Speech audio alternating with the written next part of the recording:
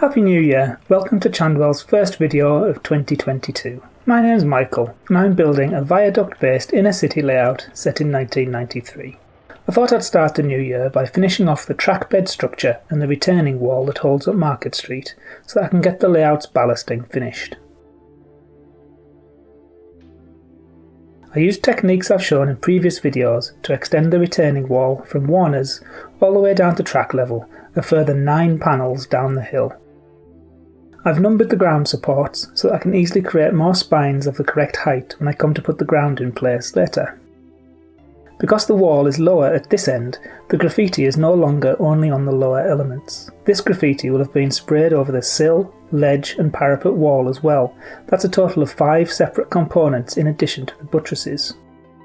In Inkscape, this resulted in 52 separate stone and graffiti cover layers.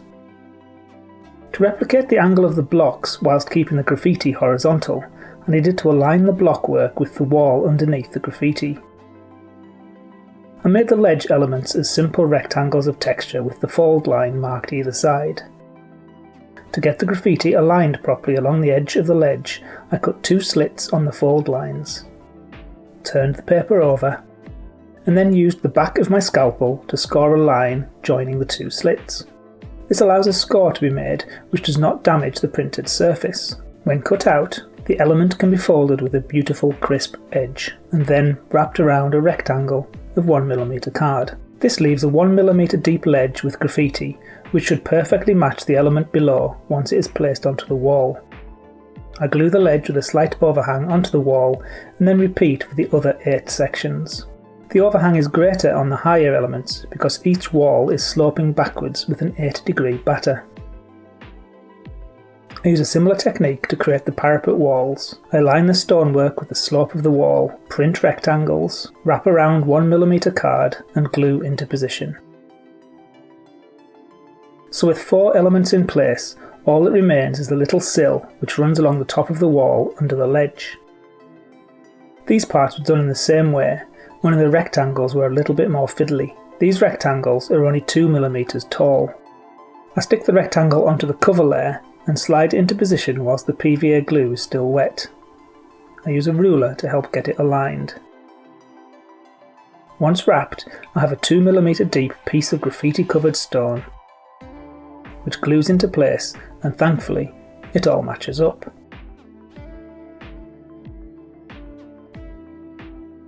The time came to build a stub of disused branch line which used to pass over High Street on a bridge long since lifted. The first job was to move the existing bridge buttress back into the right position. It sliced off easily.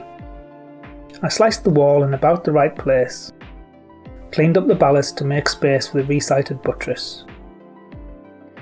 This wide bridge is a skew arch, so if I put this paintbrush along the inside, you can see where the arch runs, and it isn't perpendicular to the tracks. I think this will be fine. I used basic rectangles of card to represent the wall behind the tracks. I folded a simple bit of texture around the top, and this just slotted into place against the baseboard at just the right height to match the existing wall. The buttresses were done the same way. I only wrapped the texture to the necessary depth for what would be actually visible. I did the same thing with the end wall of the lifted bridge. I wrapped a little extra around the edge as a tiny part of it will be visible once it's in place next to the arch. I just used PVA glue and slotted it into place.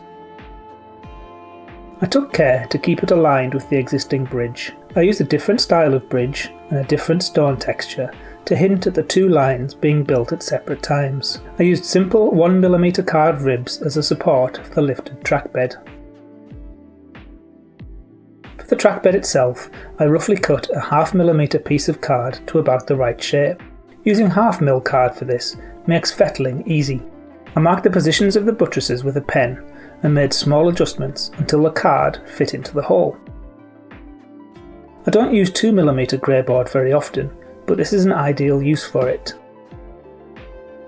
I used a glue stick to glue the 0.5mm template to the 2mm card. I then cut around the whole thing to leave me with a 2.5mm thick piece of really sturdy ground. I wrapped a piece of texture around the end which will be the ledge at the top of the wall. The whole thing dropped into place perfectly, having already taken care to make the end wall and the supports 2.5mm lower than the track bed. I finished off with a simple 1mm card brown brick end wall to hint at a cheap job when the bridge deck was removed. I'm really pleased with how this wall has turned out. The hill is not too steep, and I think the overall ground profile works well from the hotel right the way down to the high street.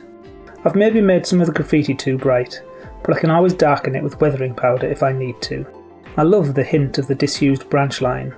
Maybe it's ended up a tiny bit too narrow to have been a double track bridge, but I'm happy to leave it to your imagination as to whether it was once double or single track. I will complete the ballasting and then add weeds, bushes and maybe some rubbish and line-side cabinets. I'll then be ready to bring the rest of Market Street to life. I have a very special video planned for one of the Market Street buildings, so watch out for that in a few weeks. Here's another look at my favourite bits of Chandwell in case you missed it just before Christmas. Until my next video, thank you for watching, stay safe, and I'll see you next time.